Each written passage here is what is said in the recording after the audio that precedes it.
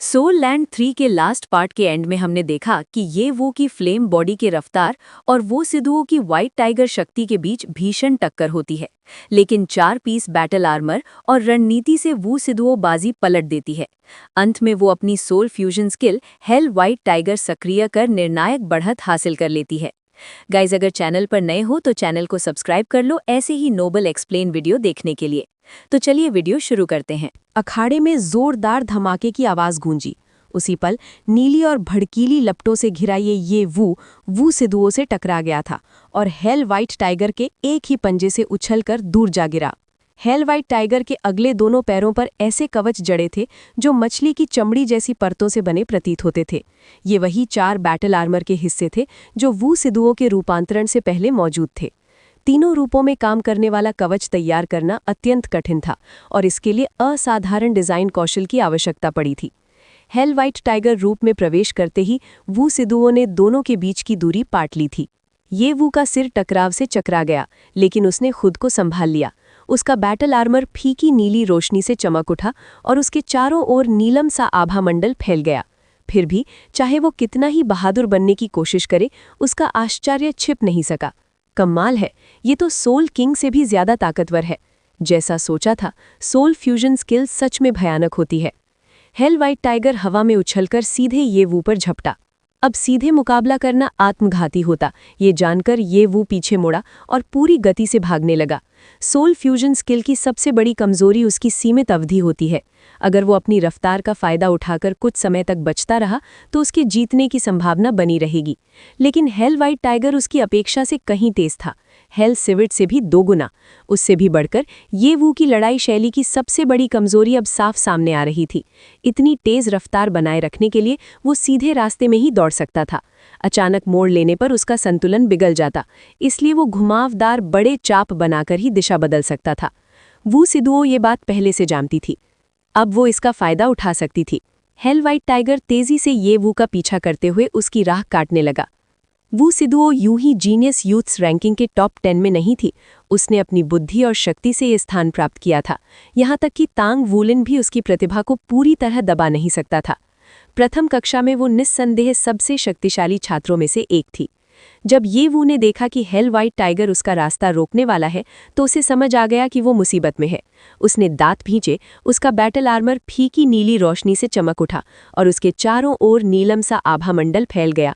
फिर भी चाहे वो कितना ही बहादुर बनने की कोशिश करे, उसका आश्चर्य छिप नहीं सका। वो सब कुछ दाव पर लगाने वाला था, लेकिन दुर्भाग्य से उसने हेल वाइट टाइगर के चारों ओर भड़कती आभा को नहीं देखा।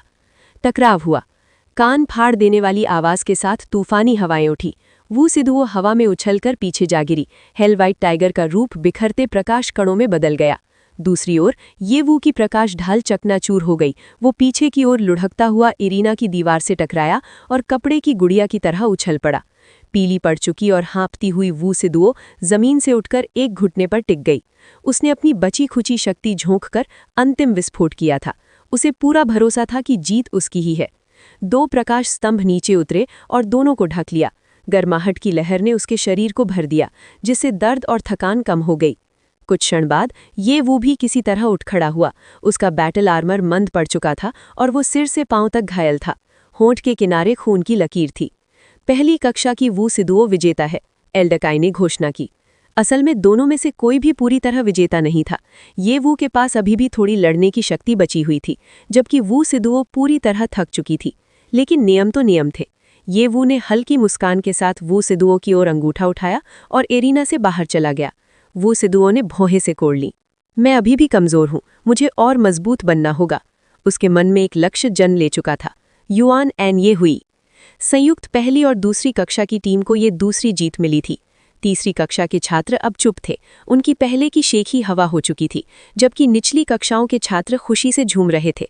3 साल के आयु संबंध के बावजूद जीत हासिल करना ये किसी महान गौरव से कम नहीं था। होली स्पिरिट डूलो याली ने सिर हिलाया। ये पीढ़ी निस्संदेह असाधारण है, लेकिन तांग वूलन कब उतरेगा? पीछे बैठे ध्रुव शेष ने कहा। वो 2 पर 2 मुकाबले में आएगा। याली मुस्कुराई।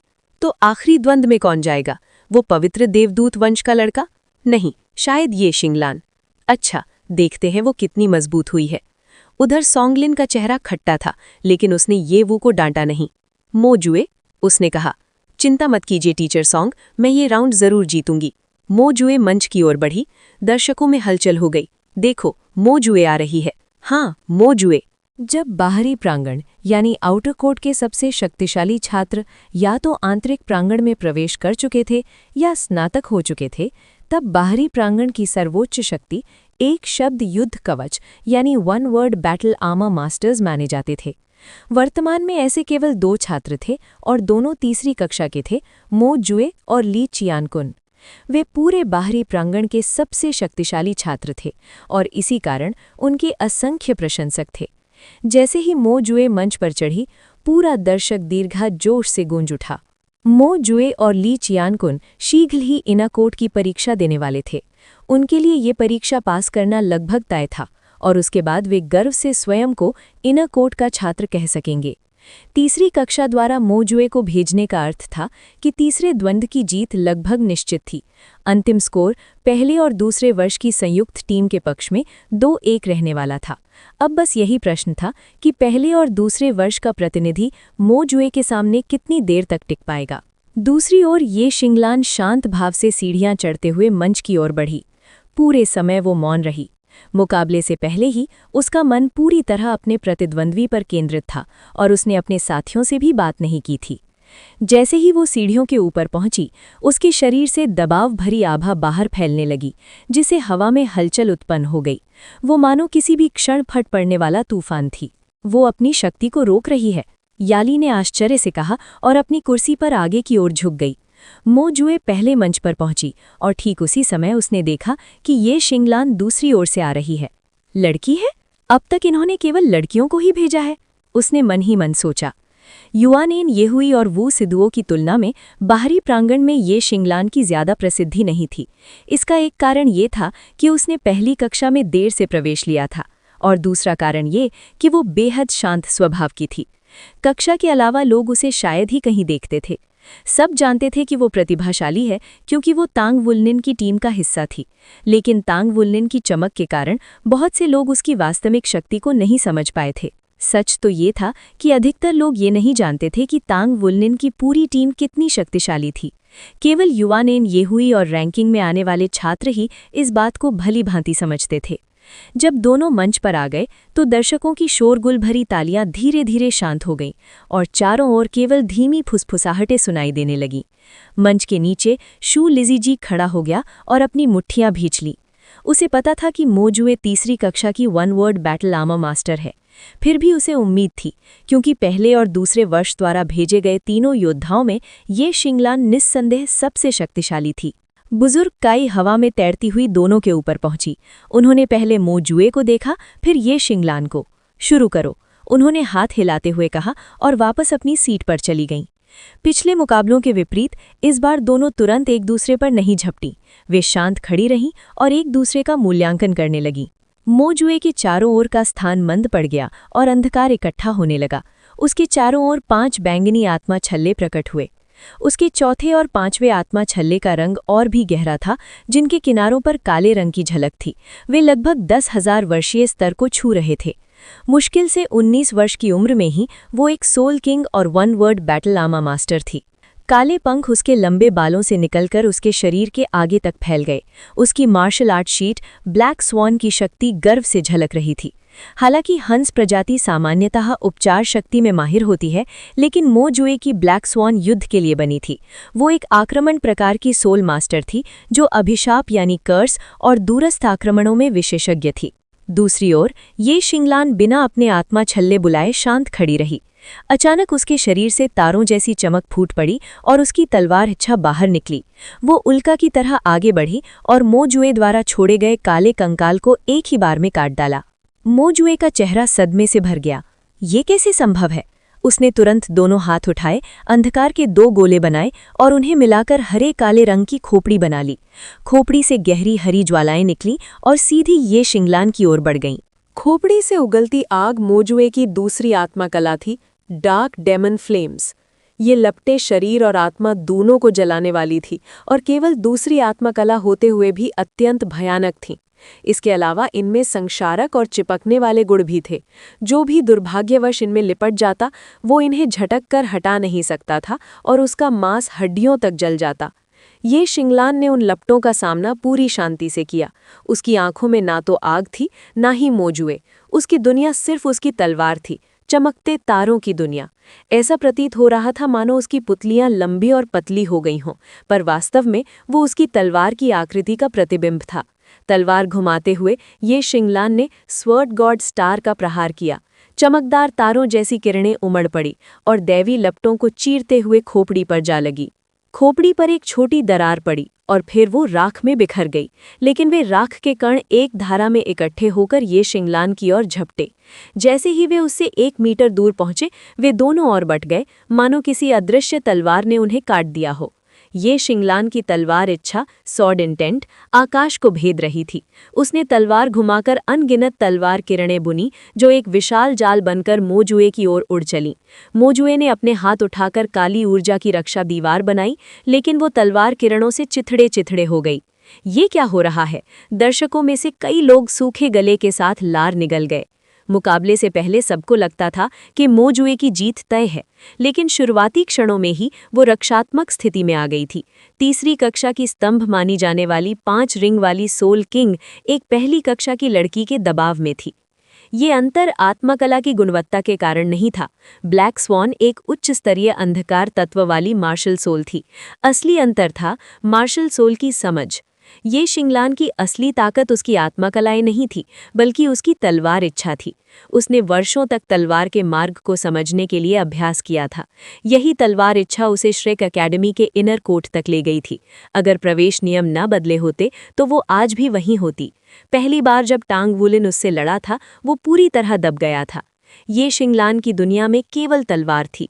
उसकी स्टार गॉड वीव घूमते भंवर की तरह हवा में फैल गई और चारों ओर तलवार इच्छा भर गई। मोजुए उस दबाव से घुटने लगी और पीछे हट गई। उसे समझ आ गया था कि अगर ये यूं ही चलता रहा तो वो पूरी तरह कुचल दी जाएगी।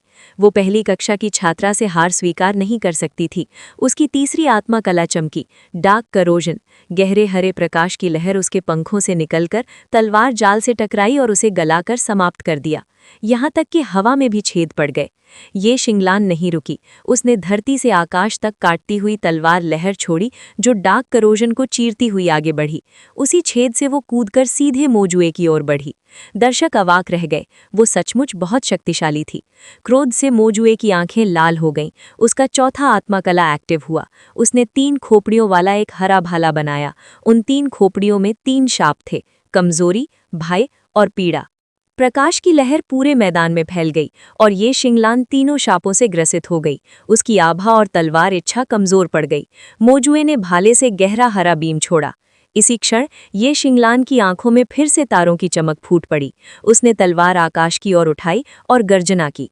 प्रचंड तलवार इच्छा बाहर निकली और शापों को तोड़ दिया। वरिष्ठ मंच पर जुओशी ने सिर हिलाया। एक तलवार से सभी सत्य काट देना, ये लड़की शिखर पर पहुंच गई है। ये शिंगलान का तीसरा आत्मकला चमका, स्टारफॉल स्वॉर्ड। वो स्वर्ण प्रकाश में लिपटकर मोजुए की ओर टूट पड़ी। मोजुए ने काले पंखों की बौछार की, उसकी 5वीं आत्मकला। दोनों शक्तियां टकराईं और अंततः एक दूसरे को संतुलित कर गईं। कुछ क्षणों बाद ये शिंगलान की तलवार ऊर्जा मंद पड़ गई और मोजुए ने फिर से बढ़त हासिल कर ली। हालांकि सभी देख सकते थे कि ये शिंगलान की मार्शल सोल पर पकड़ बेहतर थी, लेकिन ये भी सच था कि मोजुए की साधना का स्तर कहीं ऊंचा था। आसमान में बैंगनी तरंगे फैल गई और बैंगनी आत्मा वलय की भव्य चमक खिल उठी। ये शिंगलान ने अंततः अपनी चौथी आत्मा क्षमता का उपयोग कर लिया था। मोजुए के स्वॉन फेदर्स से मिली प्रतिघात शक्ति का लाभ उठाते हुए ये शिंगलान ने उन पर पैर जमाया और भी ऊंचाई तक उछल गई। शरीर को मोड़ते हुए उसने अपनी तलवार घुमाई और शेष पंखों की बौछार को पीछे धकेल दिया। उसके चारों ओर सुनहरी रोशनी फिर से भड़क उठी और उसके शरीर से चकाचौंध कर देने वाली चमक फूट पड़ी, मानो स्वर्ग जम गया हो। ये शिंगलान सुनहरी लकीर बनकर ऊपर उठी। उसके साथ अनगिनत तलवार ऊर्जा की धाराएं थीं, जो धागों जितनी पतली थीं। वे तारों की बारिश की तरह बरसी और स्वॉन फेदर्स की फैलती अंधेरी लहरों को धो डालने लगी। अंधेरे पंखों को चीरती हुई वो सैलाब आगे बढ़ा और सीधे मोजुए पर टूट पड़ा, मानो तारकीय तलवार ऊर्जा का एक पवित्र स्नान। ये कैसे संभव है? उसकी चौथी आत्मा क्षमता मेरी पांचवी से भी ज्यादा शक्तिशाली है। मोजुए की आंखें सदमे से फैल गईं और भौवें तन गईं। उसने झटका सहते हुए दांत भींचे और पूरी आत्मा शक्ति झोंक दी। पंखों का हमला जारी रखा, लेकिन ताकत का अंतर साफ था। तारकीय बारिश और अंधेरे पंखों के इस संघर्ष में बारिश धीरे धीरे बढ़त बना रही थी। मोजुए ने अभी तक सीधे तौर पर ये शिंगलान की तलवार इच्छा का सामना नहीं किया था, लेकिन सघन होती तलवार ऊर्जा को महसूस कर उसकी हथेलियां पसीने से भरने लगी। यही थी ये शिंगलान की चौथी आत्मा क्षमता, स्टेला स्वॉर्ड रेन, तारकीय तलवार वर्षा। बारिश की हर लहर के साथ मोजुए पीछे धकेली जाने लगी। वो ज्यादा देर तक नहीं टिक पाएगी। उसने ये शिंगलान को घूरा, होंठ काटे और मन में निर्णय लिया। चाहे वो ऐसा करना ना चाहती हो, लेकिन हार मानना उसे मंजूर नहीं था। वो जानती थी कि केवल मार्शल सोल की टक्कर में वो जीत नहीं सकती। उसकी आंखों में अब दृढ़ संकल्प की आग जल उठी। मोजुए ने अपना दाहिना हाथ आगे फेंका। गहरे हरे प्रकाश की एक गांठ निकली, घूमती हुई वापस आई और उसके पेट में समा गई। क्लैंग की धात्विक ध्वनि के साथ उसकी उभरी हुई छाती पर एक ब्रेस्ट प्लेट प्रकट हो गया। फिर उसने दोनों हाथ आगे बढ़ाए और उसके स्टोरेज रिंग से कवच के टुकड़े उड़ते हुए उसके शरीर पर चिपक गए। एक पल में मोजुए गहरे हरे रंग के पूरे कवच से ढक गई। उसका डिजाइन साधारण था, लेकिन हर हिस्सा उसके शरीर से सटीक फिट बैठता था और उसकी स्त्री सौंदर्य को और उभारता था। कवच पहनते ही उसकी आभा दुगुनी हो गई और उसके स्वान फेदर्स और भी शक्तिशाली हो गए। अब पंखों और तारकीय वर्षा की टक्कर में वो धीरे धीरे बढ़त लेने लगी। अब जब तारकीय वर्षा सीधे मोजुए पर नहीं पड़ रही थी, उसका बैटल आर्मर सबको साफ दिखाई दे रहा था। ये गहरे हरे रंग का एक शानदार पूर्ण सेट था और उसके सिर पर 3 पंखों से सजा हुआ एक सर्कलेट चमक रहा था। हवा में तैरते हुए उसने शरीर फैलाया और उसका कवच गूंजती हुई गर्जना के साथ चमक उठा। उसकी आभा तेजी से बढ़ने लगी। उसके स्वान फेदर्स की संख्या कई गुना हो गई और उन्होंने तारकीय वर्षा को पूरी तरह दबा दिया। स्टेज के बाहर सोंग लिन ने ठोड़ी पर हाथ रखा और भौवें सिकोड़ ली। हल्की आह भरते हुए उसने कहा, अब इसमें कोई शक नहीं कि ये मुकाबला मोजुए की जीत है।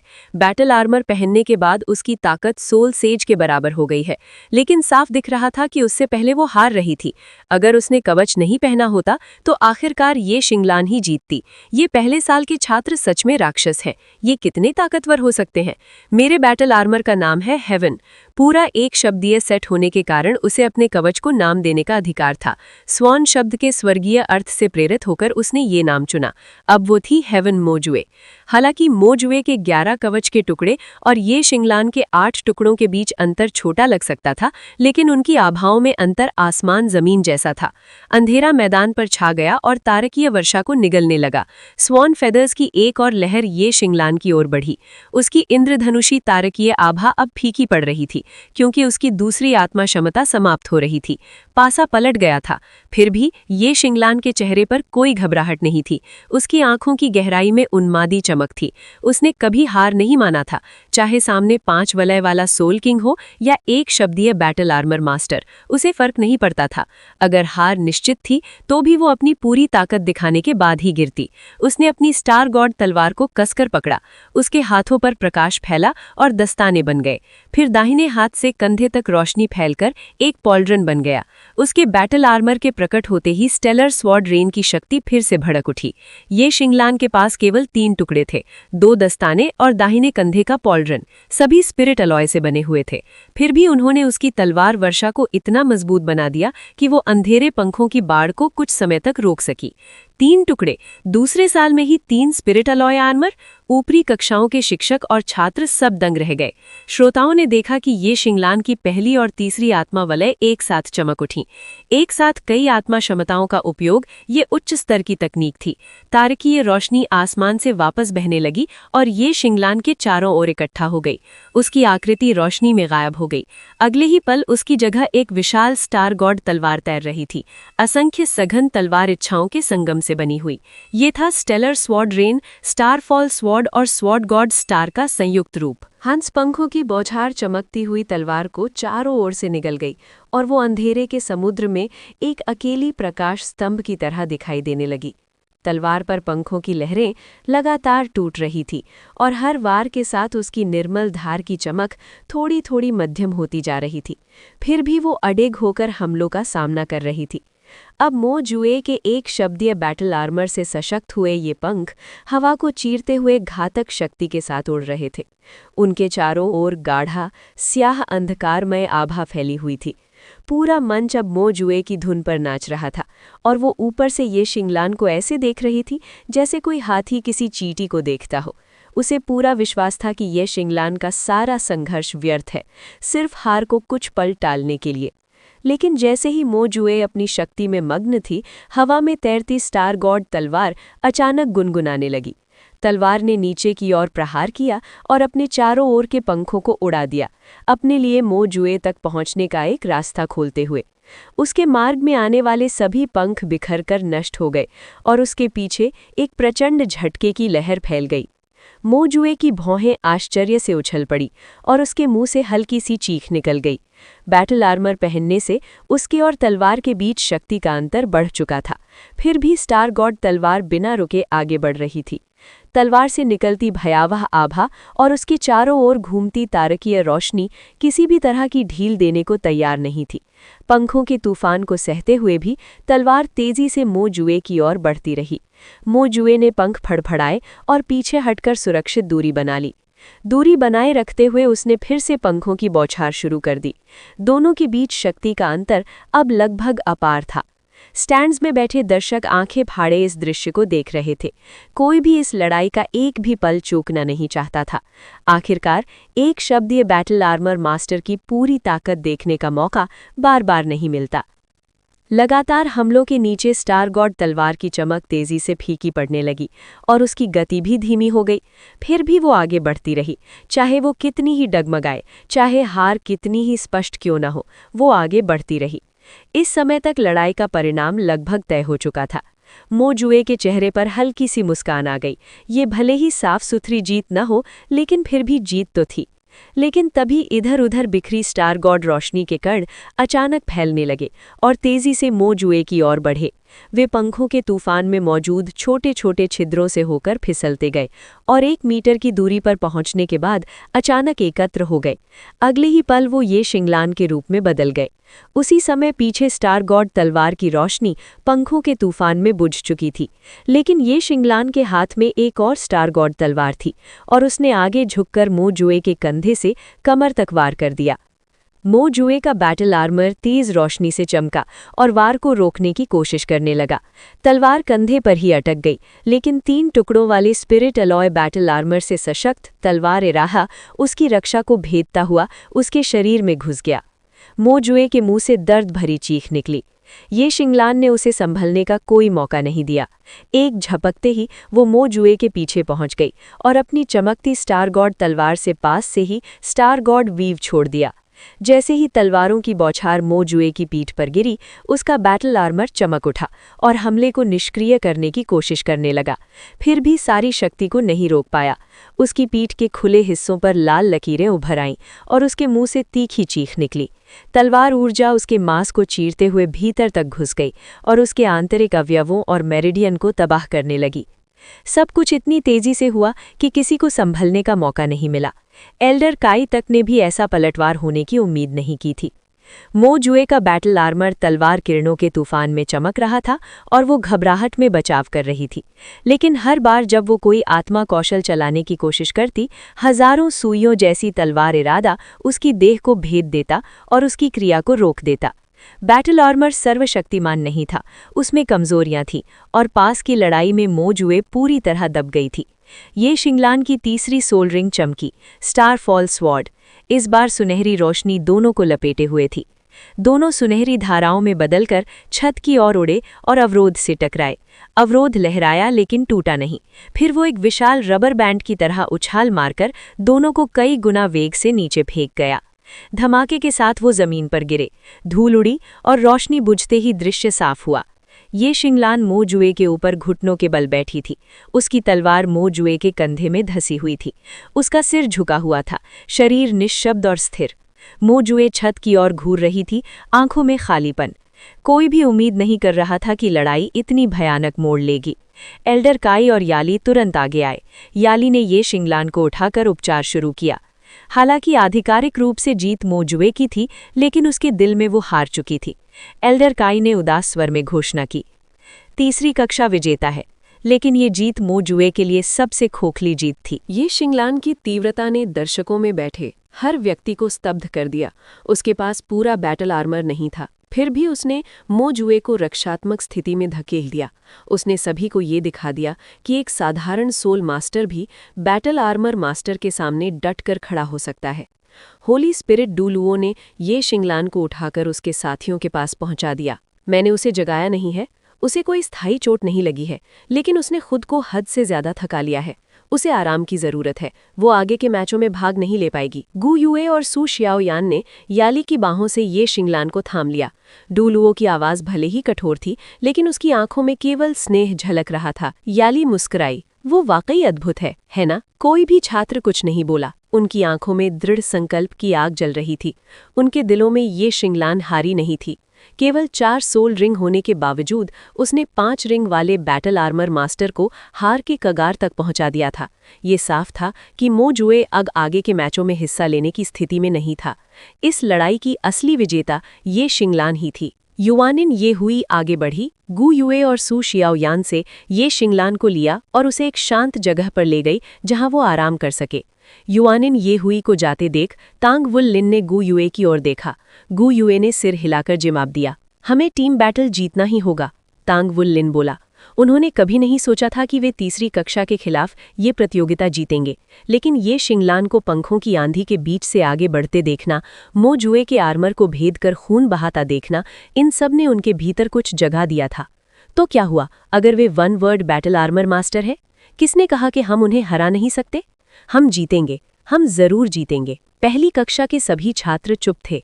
वे मैच हार चुके थे, इसलिए कोई जयकाय नहीं कर रहा था, लेकिन ये शिंगलान की दृढ़ता ने उनके खून को उबाल दिया था। पहली पंक्ति में बैठे लुओ गुईशिंग, सू यू चेंग, यांग नियानशिया और जेंग यीरान सन्न रह गए थे।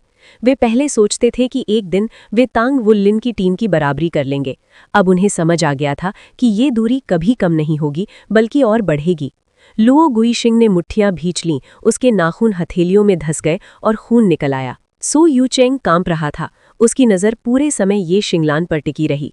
वो देवी है, उसने अचानक कहा, आज से मैं उसकी पूजा करूंगा। दूसरों ने हैरानी से उसे देखा, लेकिन उसने ध्यान नहीं दिया। उसकी आंखों में निराशा नहीं थी, केवल युद्ध की लालसा थी। कौन परवाह करता है अगर मैं कमज़ोर हूँ?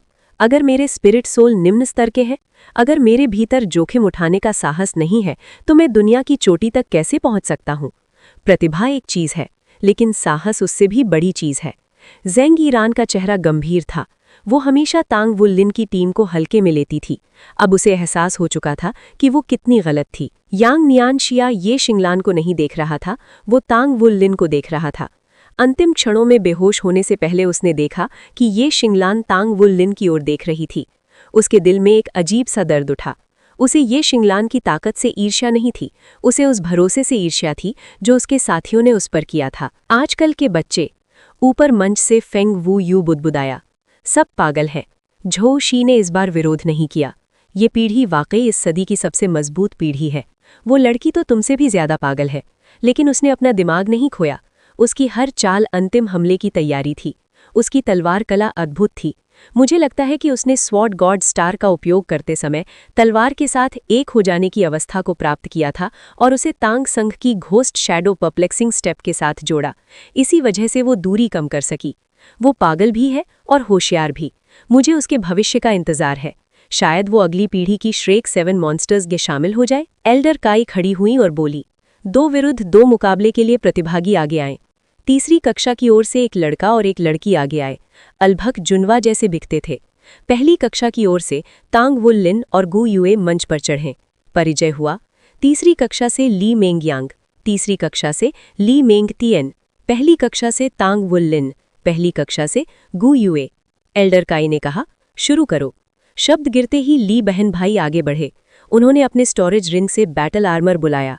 एक पल में 5 टुकड़ों वाला लाल रंग का आर्मर उनके शरीर पर था, जिस पर आग जैसी लपटें चमक रही थीं, मानो वे स्वयं आग बन गए हों। ली जुड़वा 12 वर्ष की उम्र में श्रेक एकेडमी में दाखिल हुए थे। अब 18 साल की उम्र में दोनों के पास 5-5 बैटल आर्मर के हिस्से थे। भले ही वे अभी पूरा सेट पूरा करने से काफ़ी दूर थे, लेकिन उनके पास अभी भी 2 साल बचे थे ताकि वे इनर कोर्ट में प्रवेश की योग्यता हासिल कर सके। इसके अलावा उनके पास एक सोल फ्यूजन स्किल भी थी, जिसका मतलब था कि ज़रूरत पड़ने पर उन्हें अतिरिक्त समय भी दिया जा सकता था। जैसे ही उनके शरीर रूपांतरित हुए, उनके आर्मर से असली लपटें उठने लगी और पूरा वातावरण आग से भर गया। दोनों के भीतर से पशु सदृश गर्जनाएं गूंज उठी, जिससे पूरा अखाड़ा कांप गया। दोनों के पास अग्नि तत्व वाले मार्शल सोल थे, लेकिन उनमें स्पष्ट अंतर था। ली मेंगयांग की दहाड़ शेर जैसी गहरी और भारी थी, जबकि ली मेंगेटियन की गुर्राहट बाघ जैसी तीखी थी। उनके चारों ओर शक्ति की लहर फूट पड़ी और दोनों ने अपने सोल रिंग्स प्रकट किए, 2 पीले और 2 बैंगनी। टांग वुलेन भी निष्क्रिय नहीं था। जैसे ही मुकाबला शुरू हुआ और उनके विरोधी अपना बैटल आर्मर बुला रहे थे, वो पहले ही नीचे झुककर आगे की ओर झपट चुका था। उसके चारों ओर 2 सुनहरे वलय प्रकट हुए, जो उसे शाही आभा से नहला रहे थे। भले ही वो ब्लू सिल्वर गोल्डन एरे से उनके अग्नि तत्व को दबा सकता था, लेकिन उसे इसकी ज़रूरत महसूस नहीं हुई। उसके भीतर लड़ने की तीव्र इच्छा धधक रही थी, और वो तभी शांत होने वाली थी जब वो उन्हें अपने नंगे हाथों से पराजित कर देगा। गु युए उसके पीछे पीछे आगे बढ़ी। उसके चारों ओर तत्वीय आभाएं चमक रही थी। उसकी आंखें लगातार टांग वुलेन की पीठ पर टिकी थी। ली जुड़वा एक साथ आगे बढ़े, जैसे वे एक ही मन और शरीर हों। उनके सोल रिंग्स चमक उठे और ऊर्जा की लहर से उनके बाल आग की लपटों की तरह लहराने लगे। उन्होंने एक और कदम बढ़ाया और उसी क्षण टांग वुलेन उन पर टूट पड़ा। टांग वुलेन की पहली सुनहरी रिंग दमक उठी। उसके शरीर पर सुनहरे शल्क उगाए, दाएं हाथ से शुरू होकर सीने तक फैले और बाएं हाथ से ठीक पहले रुक गए। उसका दायां हाथ एक विशाल ड्रैगन क्लॉ में बदल गया। ये सब कुछ तब हुआ जब वो लगातार आगे बढ़ रहा था। 2 लोगों से अकेले भिड़ने में उसके मन में कोई हिचक नहीं थी। वो सीधे ली मेंगयांग की ओर देख रहा था, लेकिन जैसे ही वो उनके पास पहुंचा, उसने अचानक जमीन पर पैर पटककर दिशा बदलकर ली मेंगयांग की ओर झपट पड़ा। उसने झुककर मुक्का घुमाया और पूरी ताकत से प्रहार किया। ली मेंगयांग ने तिरस्कार से सूंघा और मुंह खोलकर आग की धारा उगल दी। इतने पास से बचना असंभव था, लेकिन टांग वुलेन रुका नहीं। उसने अपने मुक्के में और ज्यादा शक्ति भर दी। उसी क्षण टांग वुलेन और ली मेंगयांग के बीच जमीन से बर्फ की दीवार उभर आई। आग उससे टकराकर बुझ गई और अगले ही क्षण वो दीवार पिघल गई। उसी खाली जगह से टांग वुलेन का मुक्का आगे बढ़ा। ऊपर बैठे बुजुर्ग संतोष से सिर हिलाने लगे। गु युए का समय बिल्कुल सही था। उसने ली मेंगेटियन को रोकने के लिए दूसरी बर्फ की दीवार भी बना दी थी। ली मेंगयांग ने कभी नहीं सोचा था कि पहला साल का छात्र इतनी जबरदस्त ताकत रखेगा। दोनों मुक्के टकराए और उसे ऐसा लगा मानो किसी रेलगाड़ी ने टक्कर मारी हो। वो घूमता हुआ दूर जा गिरा। हवा में उड़ते हुए ली मेंगयांग की दूसरी सोल रिंग चमकी। उसका बाल आग में बदल गया। Lions roar! भयानक गर्जना गूंजी और टांग वुलेन एक पल के लिए धीमा पड़ गया। उसी समय ली मेंगेटियन बर्फ की दीवार तोड़कर उस पर झपट पड़ी। तभी टांग वुलेन ने अपनी रक्त शक्ति उल्टी दिशा में प्रवाहित की। एक ड्रैगन की दहाड़ गूंजी और 8 फैंटम ड्रैगन उसके शरीर से निकलकर जुड़वाओं पर टूट पड़े। दोनों जोरदार धमाके के साथ उड़ गए। टांग वुलेन ने छलांग लगाई और हवा में ली मेंगयांग की ओर बढ़ा। Golden dragon red claw! 5 गहरे सुनहरे वार गिरे। ली मेंगयांग ने अपनी चौथी सोल स्किल से बचाव किया, लेकिन फिर भी जमीन पर गड्ढा बन गया। उसके गॉन्टलेट्स में दरारें पड़ गई और उसने खून थूका। ली मेंगेटियन किसी तरह खड़ी हुई, लेकिन दोनों समझ गए थे कि वे अब केवल अपनी सोल फ्यूजन स्किल से ही जीत सकते हैं। उसी समय गु युए उनके सामने प्रकट हुई। ली मेंगेटियन ने गुर्राकर प्रहार किया, लेकिन गु युए की अग्नि गेंद ने उसे उड़ा दिया। फिर टांग वुलेन आया और जमीन पर पैर पटका। फैंटम ड्रैगन फिर उभर आए। इसके बाद उसने golden dragon shocks the heavens का उपयोग किया। एक विशाल ड्रैगन से ली मेंगयांग की ओर बढ़ा। उसी क्षण एल्डर काई प्रकट हुई और ली मेंगयांग को बचा लिया। अब केवल ली मेंगेटियन बची थी। उसने दहाड़ते हुए अंतिम हमला किया, लेकिन टांग वुलेन उसके सामने आ गया। सुनहरे शल्क चमक उठे और ड्रैगन सिर फिर उभर आया। एक और रजत अवरोध उभरा, लेकिन अंततः मुकाबला समाप्त हो गया। पूरा दर्शक दीर्घा सन्न बह गया। एल्डर काई ने घोषणा की, इस मुकाबले के विजेता पहले वर्ष के टांग वुलेन और गु युए हैं। एक बार फिर सभी उम्मीदों के खिलाफ पहला वर्ष विजयी रहा।